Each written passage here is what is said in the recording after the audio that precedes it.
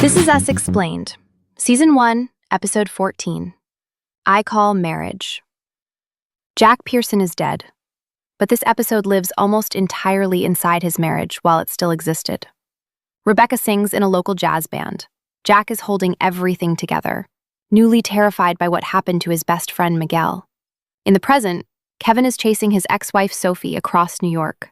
Kate is at a month-long retreat in the Adirondacks, with Toby suddenly there. And Randall is barely holding on as his biological father, William, approaches the end. This one opens at Jack and Rebecca's wedding, with Miguel giving a warm toast about promises. Then, many years later, the triplets are teenagers, Jack and Rebecca are at dinner with Miguel and his wife, Shelley, who announce they're getting divorced. Just like that. And Jack can't accept what they say. They drifted apart. Shelley says there wasn't even one specific thing. Something about that ordinariness scares him far more than a specific betrayal would. And what Miguel tells him privately is devastating in the quietest way. For years, every morning, he'd made Shelley her coffee exactly how she liked it. One morning, he just didn't, made his own and not hers. And she didn't even notice. No affair, no explosion, just a small daily gesture that quietly stopped. Neither of them marked the moment. That's what haunts Jack.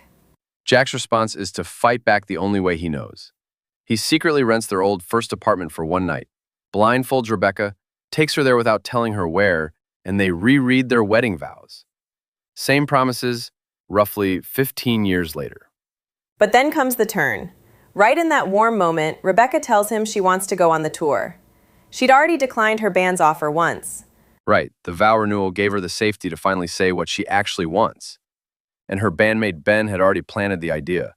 If Jack truly loves her, he'll support it. Is Ben a catalyst here, or something more calculated? He's pushing Rebecca toward what she wants, but his motives aren't purely selfless. The episode ends before we see Jack respond, which makes the whole vow scene retroactively complicated. Exactly. Kevin's present-day thread runs on the same engine. Years of drift he refuses to accept. He arrives at their childhood diner before Sophie, charms the booth's current occupants out, and settles in with lava fries. Sophie shows up ready to fight. Kevin mentions picking up where they left off, which she hears as erasure. His move to California, the long distance, him being unfaithful. She walks out. Broken subway traps them both.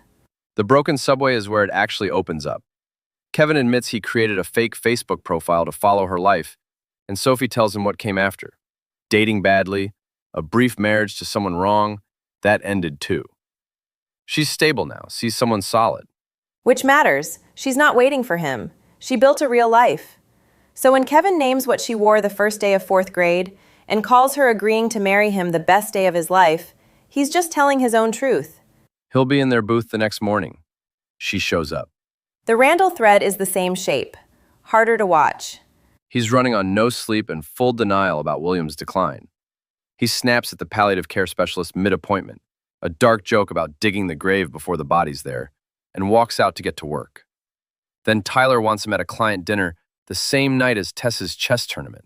The tournament William spent the whole week teaching her for. Meanwhile, Beth has started memory boxes with the girls, a grief tool, and Randall can't even stand words like dying or end of life. Beth calls marriage non-negotiable. Randall skips the dinner. William coaches Tess to a win. Randall asks Beth afterward whether bringing a dying man into the girls' lives was a mistake, genuinely uncertain. Then Tyler splits his client book with Sanjay the next morning anyway. He chose right. The cost came regardless. What breaks the standoff? Toby shows up with Kate's favorite things and a hotel plan. Kate's rigid. She's taking the program seriously. But he stays anyway, crashes her exercise classes, and runs into Duke, the camp employee who's been pursuing her. What shifts the fight? Toby finally admits what he's been hiding. His surgical incisions aren't healing on schedule, and every morning he wakes up convinced the cardiac event is happening again. He's been completely alone with that fear while Kate's been away.